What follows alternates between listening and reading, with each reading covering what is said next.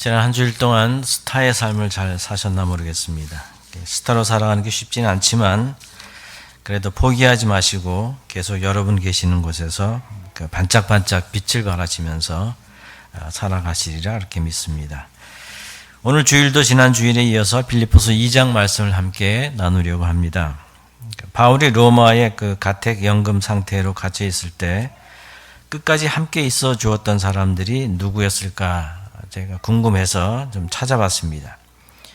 1차 선교 여행은 바나바와 마가가 함께 했고 2차 선교 여행은 실라와 디모데 그리고 의사인 누가가 함께 했었습니다. 3차 선교 여행에는 더 많은 동역자들이 함께 했는데 이후에 그 바울이 예루살렘에서 체포가 되고 또 가이사랴 감옥에서 2년을 보내고 이후에 지중해를 건너서 로마로 이송될 때 그때 함께한 사람들은 디모데와 의사인 누가와 그리고 데살로니가 출신의 아리스타고였습니다.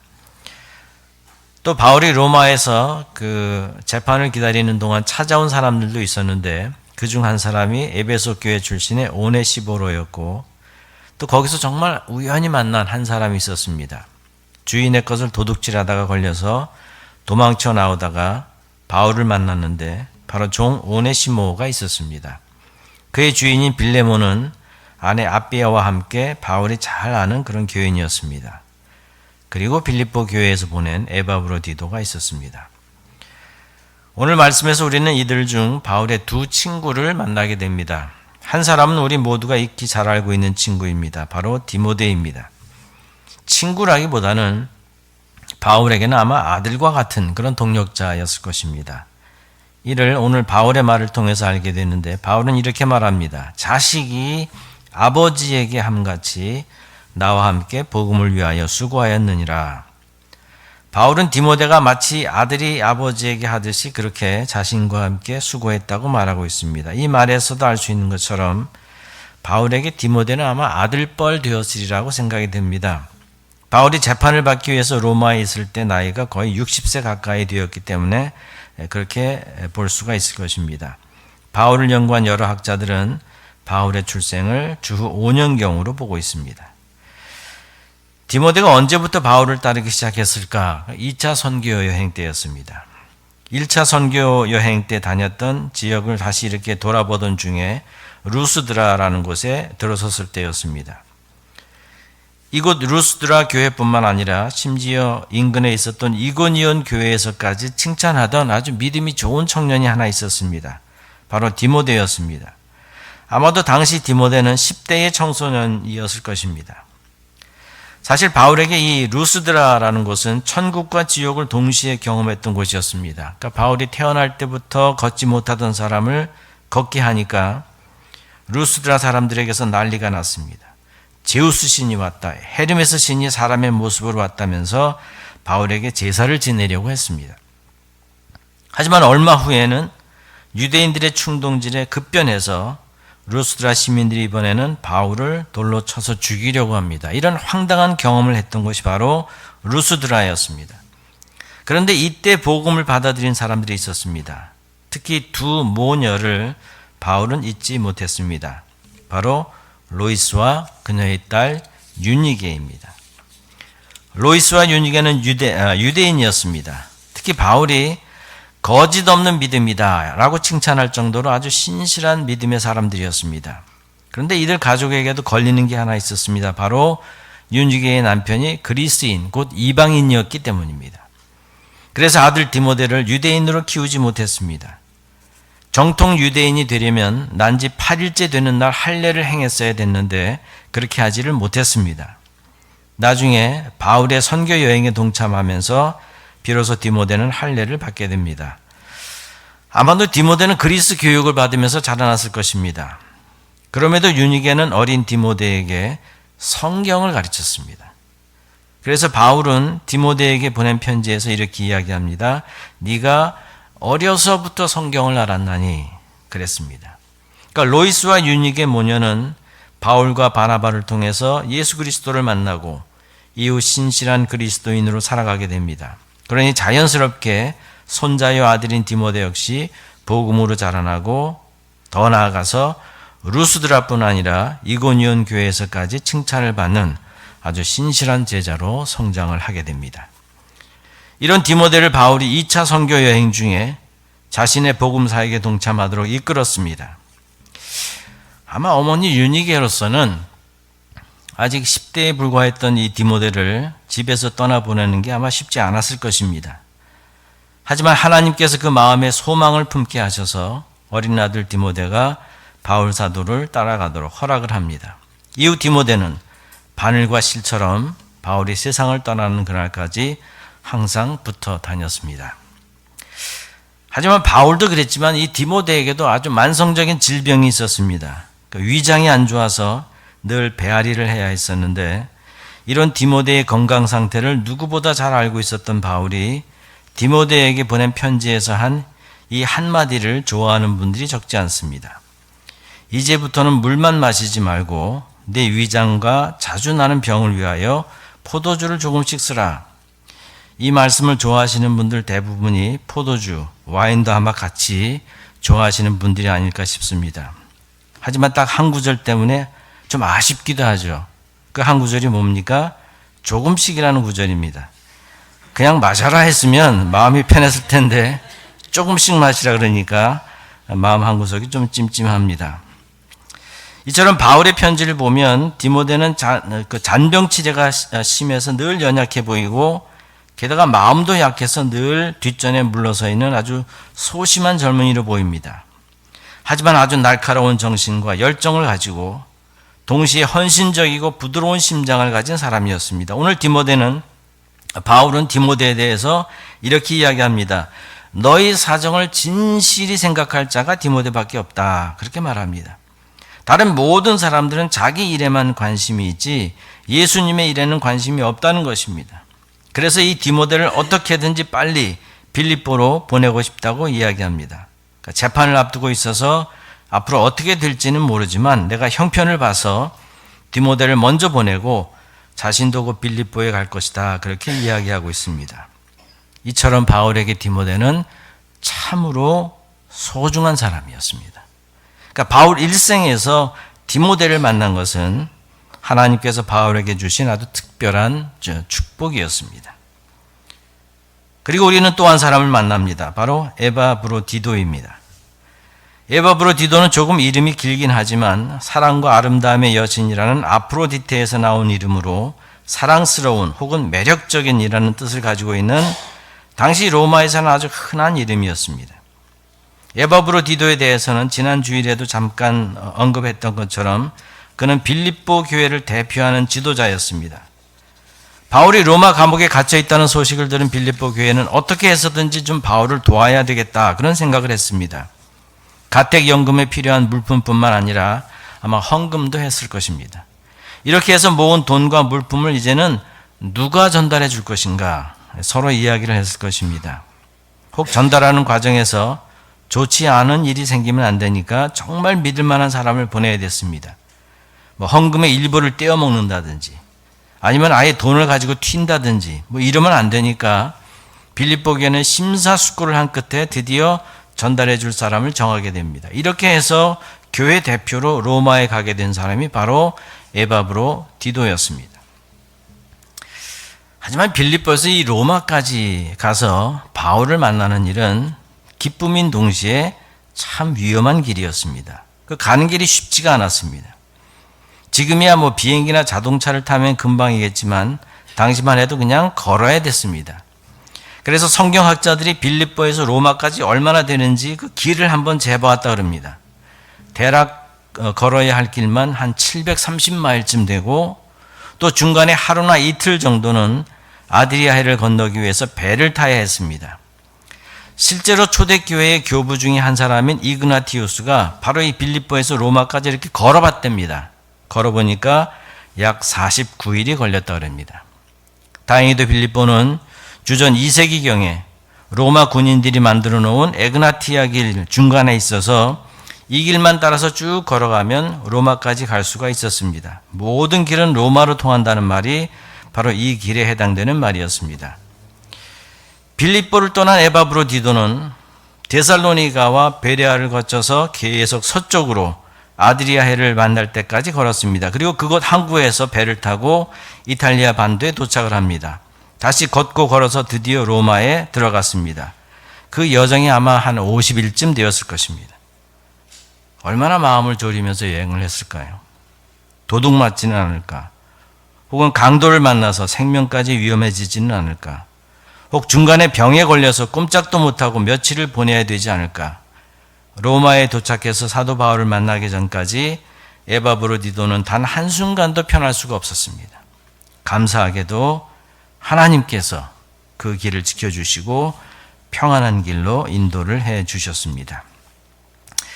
제가 참 좋아하는 기도 중에 하나가 바로 순적한 길로 인도해 주옵소서라는 기도입니다. 순적한 길이란 그 아브라함의 늙은 종이 아브라함의 며느리감 곧 이삭의 신부감을 찾으러 떠날 때 그 늙은 종이 한 기도에서 나오는 말입니다. 그는 아브라함이 자신의 모든 소유를 다 맡길 정도로 신실한 종이었습니다. 오랫동안 함께 지내온지라 아브라함은 그를 자신의 상속자로까지 생각하고 있었습니다. 이삭이 없을 때, 이삭을 얻기 전에 하나님께서 아브라함에게 너에게 큰 상을 주겠다고 하시자 이 말씀을 들은 아브라함이 하나님께 이런 불평을 한 적이 있었습니다. 주 여호와여, 나는 자식이 없어서 내 재산을 상속할 자가 다메섹의 엘리에셀 뿐입니다. 그런 나에게 주의 상이 무슨 소용이 있겠습니까? 주께서 나에게 자식을 주시지 않았으므로 내 집안의 종이 내 상속자가 될 것입니다. 그렇게 하나님께 항변한 적이 있었습니다. 늙은 종 엘리에셀은 아브라함이 상속자로 생각하고 있었을 만큼 모든 것을 믿고 맡길 수 있는 가족이었습니다. 이런 그가 이삭의 신부감을 찾으러 갈 때 하나님께 기도합니다. 우리 주인 아브라함의 하나님 여호와여, 원컨대 오늘날 나로 순적히 만나게 하사 나의 주인 아브라함에게 은혜를 베푸시옵소서. 바로 이 기도에서 순적이라는 말이 나옵니다. 이 구절이 개역 개정역에서는 순조롭게로 바뀌었지만 제겐 이 순적이란 말이 훨씬 더 좋습니다. 그래서 무슨 일을 하려고 하거나 혹은 누군가의 앞길을 위해서 기도할 때마다 저는 순적한 길을 주옵소서 하고 기도하곤 합니다. 순적이라는 말은 순탄하고 적절하다 이런 뜻입니다. 그러니까 사전을 보니까 모든 일이 고르고 순조롭게 진행되는 것을 순적이라고 했습니다. 거스르는 일 없이 마음에 딱 들도록 사물이 진행되는 것, 그것이 순적입니다. 그래서 뭔가 일이 잘 안 되거나 또 갑자기 걱정이 되거나 염려스러울 때 저는 이 기도를 드립니다. 주님 순적하게 하옵소서 이렇게 기도합니다. 아마 에바브로디도도 이 기도를 드렸을 것입니다. 감사하게도 하나님께서 그에게 순적한 길을 주셔서 약 50일간의 여정에서 아무 사고도 탈도 나지 않고 로마의 바울을 만날 수 있게 하셨습니다. 얼마나 기뻤을까요? 위험하고 힘든 여정에도 빌립보 교회가 맡겨준 일을 이렇게 잘 마칠 수 있게 되어서 에바브로디도는 너무나 기뻤을 것입니다. 에바브로디도를 맞이한 바울에게도 이는 정말 말로 다할 수 없을 정도의 기쁨이었습니다. 특별히 빌립보 교회가 힘에 넘치도록 준비한 헌금과 물품이 바울에게는 선물 그 이상이었습니다. 나중에 바울은 이 선물을 받았을 때의 기쁨을 이렇게 표현했습니다. 내가 주 안에서 크게 기뻐함은 너희가 나를 생각하던 것이 이제 다시 싹이 남이니. 그러니까 바울은 빌립보 교회가 자신을 잊지 않고 있다는 것에 대해서 크게 기뻐하고 있습니다. 잊지 않고 있을 뿐만 아니라 힘에 넘치도록 바울을 도우려 한다는 사실에 감격하고 있습니다. 그랬습니다. 서로 주고받을 수 있을 때 기쁘고 행복합니다. 주기만 하고 받기만 하는 것은 반쪽 기쁨, 반쪽 행복입니다. 빌립보 교회는 바울과 주고받는 일에 함께한 아주 유일한 교회였습니다.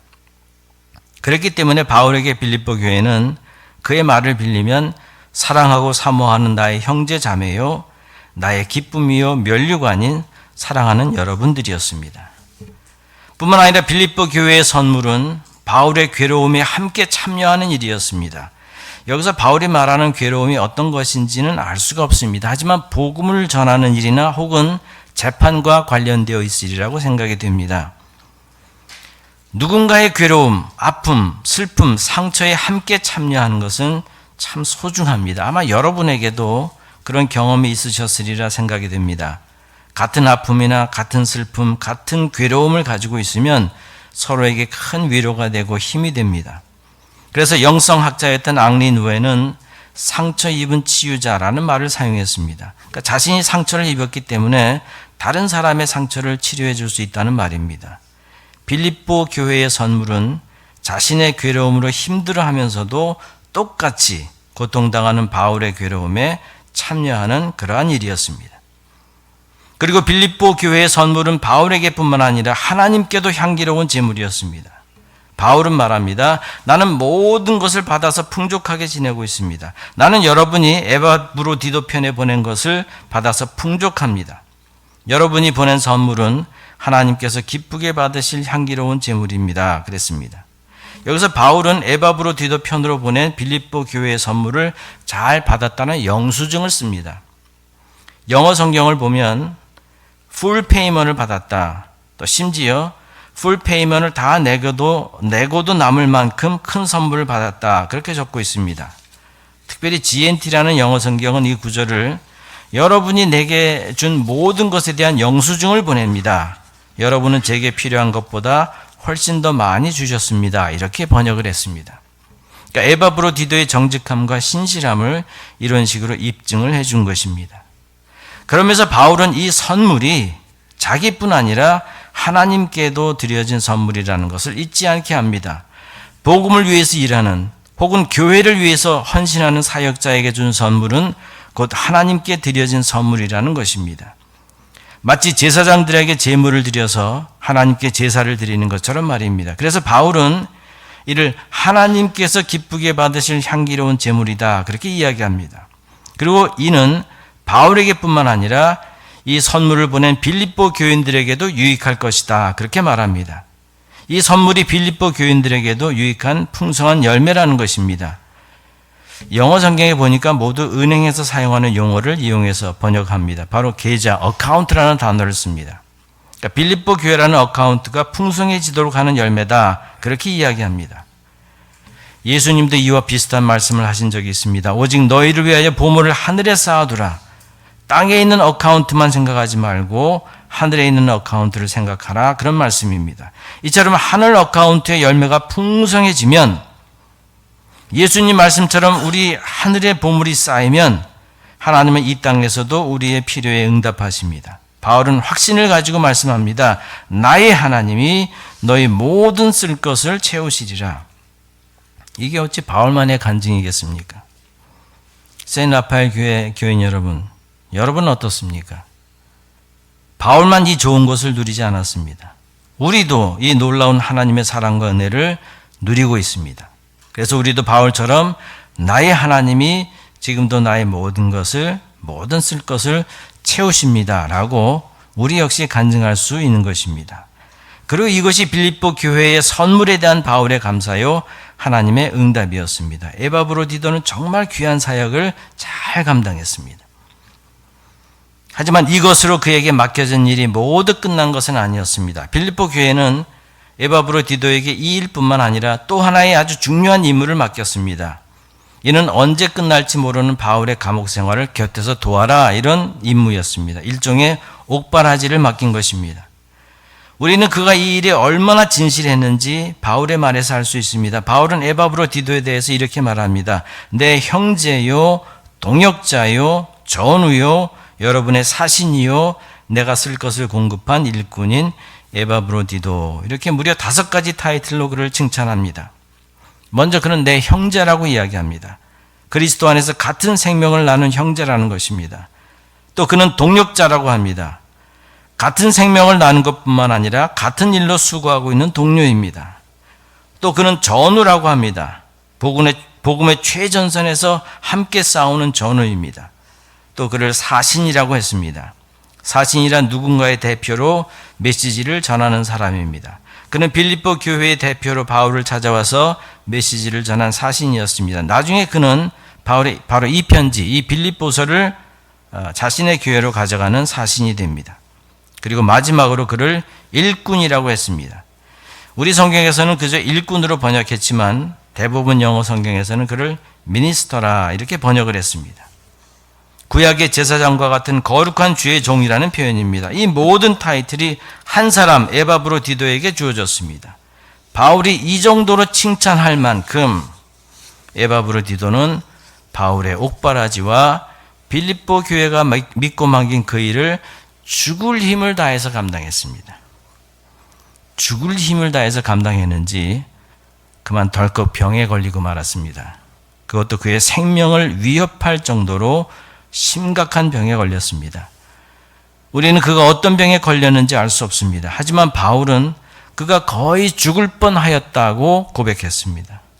바울에게도 이 일은 큰 충격과 근심으로 다가왔을 것입니다. 자신의 옥바라지를 위해서 그 먼 길을 찾아온 에바브로디도가 그만 낯선 땅에서 죽게 된 것입니다. 이 소식을 들은 로마의 모든 성도들이 기도했을 것입니다. 그리고 에바브로디도가 로마에서 생사의 갈림길에 있다는 소식이 이번에는 빌립보 교회에도 전해졌을 것입니다. 교회 또한 얼마나 큰 충격을 받았겠습니까? 그에 관한 안 좋은 소식으로 교회는 뒤숭숭해졌을 것입니다. 그리고 에바브로디도 본인은 어떠했겠습니까? 하지만 이런 상황에서도 그는 자기 연민에 빠지지 않았습니다. 하나님의 나라를 위해서, 복음을 위해서 온 힘을 다해 헌신하고 있는데 어떻게 내게 이런 일이 있을 수 있느냐 한탄하지 않았습니다. 오히려 그는 자기 자신보다 교회가 더 걱정되었습니다. 바울은 말합니다. 에바브로디도가 자기가 병든 것을 여러분이 알게 되었다고 많이 걱정하고 있습니다. 저 역시 그동안 병에 걸려서 죽음을 앞둔 많은 성도님을 만날 수 있었습니다. 그분들 또한 자기가 병든 것 때문에 교회에 큰 죄를 지은 것 같다, 이렇게 고백하는 것을 여러 번 들을 수 있었습니다. 그게 아니라고 아무리 위로를 드려도 이분들이 가진 교회에 대한 죄송한 마음을 씻을 수가 없었습니다. 에바브로디도가 바로 그런 교인이었습니다. 참으로 감사하게도 하나님께서 그에게 긍휼을 베푸셨습니다. 죽을 병에서 나음을 얻었습니다. 에바브로디도가 건강을 다시 되찾자 똑같이 건강을 되찾은 사람이 있었습니다. 바로 바울이었습니다. 그래서 바울은 하나님께서 에바브로디도에게만 아니라 자신에게도 긍휼을 베푸셨다, 그렇게 고백을 합니다. 그의 죽을 병으로 인해서 바울 자신도 죽을 지경이었던 것입니다. 그래서 에바브로디도가 건강을 되찾게 되자 하나님께서 근심 위에 근심을 면하게 해주셨다, 그렇게 감사하고 또 감사해 했습니다. 그런데 이 일로 에바브로디도에게 새로운 병이 생겼습니다. 바로 향수병입니다. 타지에서 아프면 집이 생각나고 가족이 그리워지기 마련입니다. 당장이라도 떠나고 싶었지만 그에게는 맡겨진 소명이 있었습니다. 바로 바울의 옥바라지입니다. 이를 중간에 그만두고 가버리면 교회가 어떻게 생각할까 마음이 편치 않았습니다. 이를 알게 된 바울의 결단을 내립니다.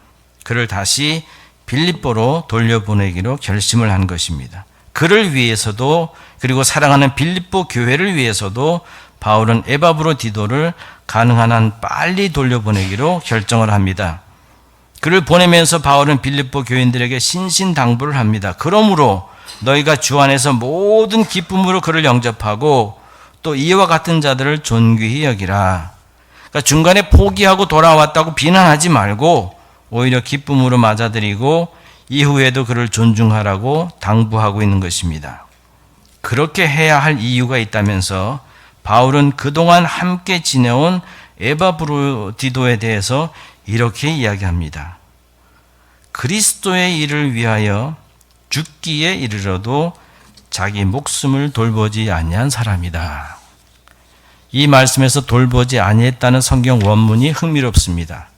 파라볼루 사메노스라는 이 단어가 주로 도박하는 사람들 사이에서 쓰였다 그럽니다. 특별히 자기가 가지고 있는 모든 것을 걸 때 이 단어를 사용했다고 합니다. 그런데 그것이 만약 자신의 목숨이라면 이건 정말 위험한 일이 아닐 수 없습니다. 그래서 최근에 영어 성경에서는 이 구절을 리스킹이나 해저딩으로 번역하고 있습니다. 그러니까 에바브로디도가 그리스도의 일을 위해서 또 빌립보 교회가 자신에게 맡긴 일을 위해서 목숨을 걸었다는 것입니다. 그만큼 그에게 그리스도와 성도 섬기는 일은 자신의 생명을 걸고 할 정도로 삶의 전부였습니다. 바로 이 사람이 에바브로디도였습니다.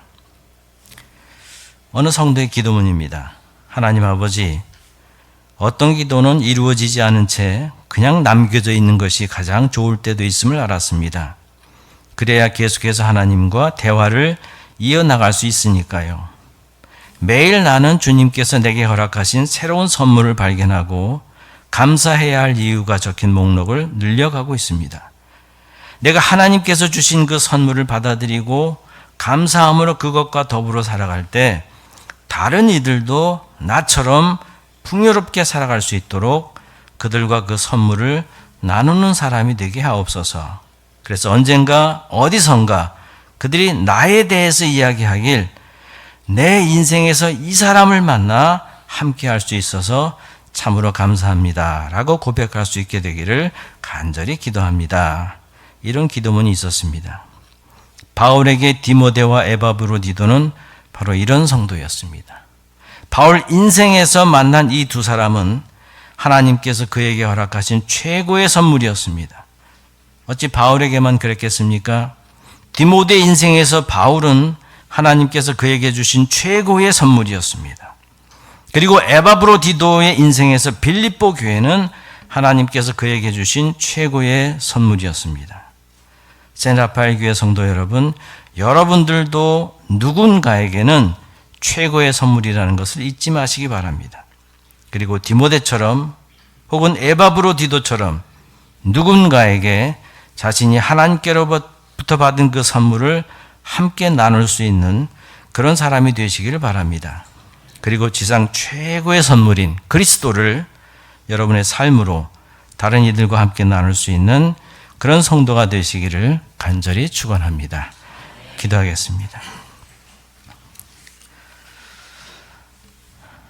사랑하는 하나님 아버지, 감사합니다. 우리 자신을 돌아보면 참 형편없는 그런 사람인 것처럼 느껴질 때가 많지만 나 또한 누군가에게는 참으로 귀하고 소중한 선물임을 잊지 않게 하여 주옵소서. 뿐만 아니라 내게 가장 소중한 선물인 그리스도를 나의 삶을 통하여 다른 이들에게 함께 나눌 수 있는 그러한 저희가 될 수 있도록 저희를 이끌어 주시고 저희를 인도하여 주시고 저희에게 기쁨을 주시고 저희에게 소명을 주시옵소서. 예수님의 이름으로 간절히 기도하옵나이다. 아멘.